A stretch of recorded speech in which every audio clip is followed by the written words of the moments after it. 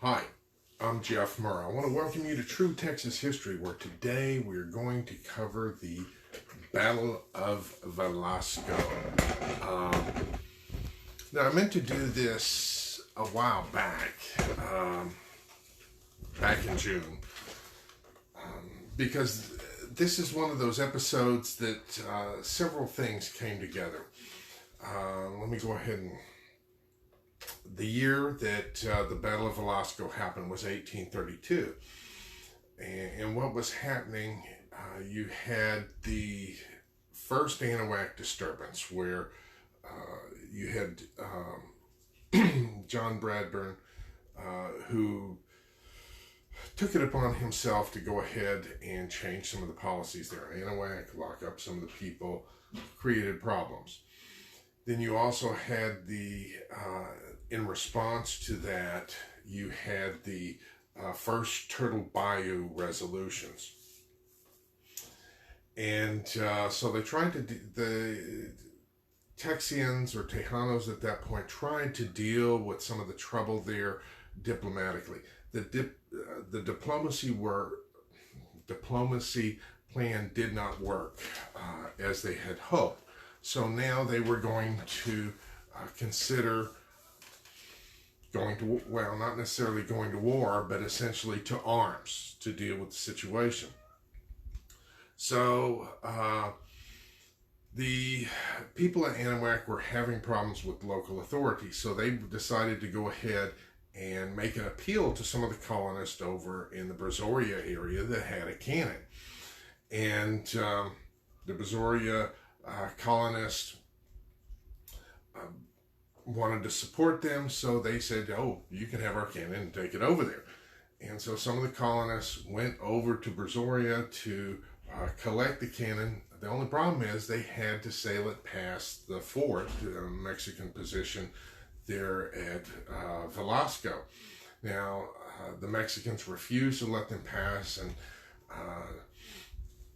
they engaged in a shooting confrontation, and the walls of the fort were such that they weren't very tall. They weren't tall enough to protect the Mexican defenders, so the Mexicans would end up getting wounded, you know, their hands getting shot, fingers getting shot off, things such as that.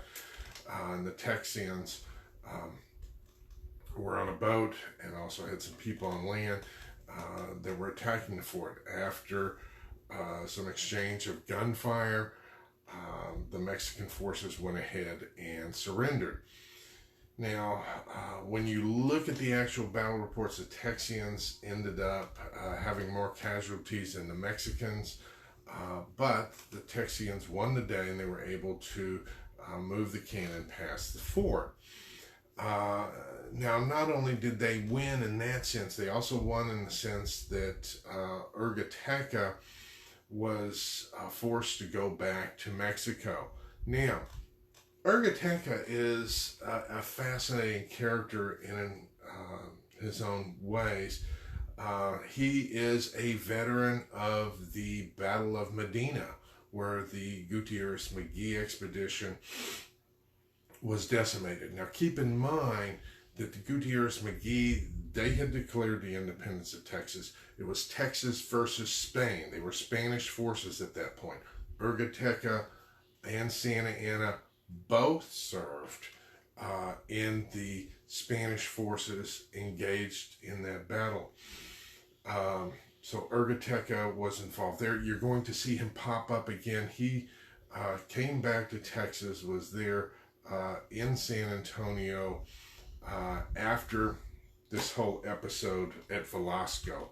So in the early 1830s, and even in his reports, he was mentioned how the soldiers there had a very low morale, were always complaining,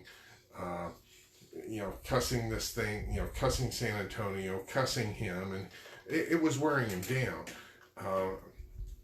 And so Ugartechea later on took it upon himself to send the order to take the cannon away from Gonzales. So, you have the same Mexican commander involved in the two episodes where cannons were involved with the Texians. Now, Ugartechea was also with Santa Anna's forces at the Battle of San Jacinto. He managed to survive it. Ugartechea headed in for the Texians, because even after the war was over, Texas independence was declared, he went down to Mexico, went down to the border area, stirred up Indians, and tried to get the Indians to attack the Texians. Nice guy. But I wanted to go ahead and talk about him so that you have an idea of his mindset. He already had a bias against the settlers, and was pretty bitter. Keep in mind, with the Battle of Medina, there was slaughter of a lot of people, and there was some massive mistreatment of the wives and girlfriends